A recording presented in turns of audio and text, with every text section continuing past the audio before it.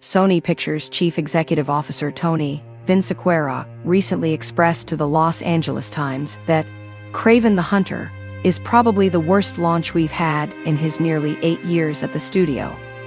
He added, "I still don't understand because the film is not a bad film."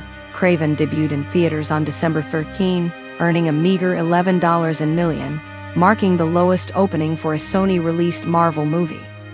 Its current domestic box office total stands at just $18 million, while globally it has amassed $43 million.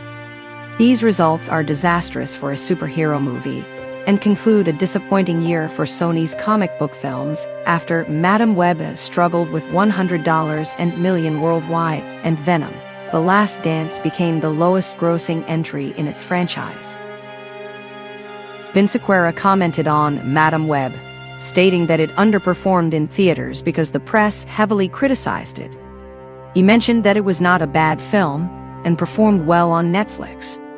For some reason, the press decided against Sony making films like Kraven and Madame Web, and critics harshly reviewed them.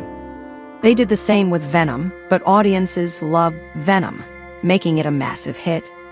According to Vinciquerra, these are not terrible films. They were just harshly criticized by the press. The negative reception from critics towards Sony's Marvel movies is one reason Vinciquerra believes the studio needs to rethink its approach to Spider-Man universe films. He remarked, "It's snake-bitten. If we release another one, it's going to get destroyed, no matter how good or bad it is."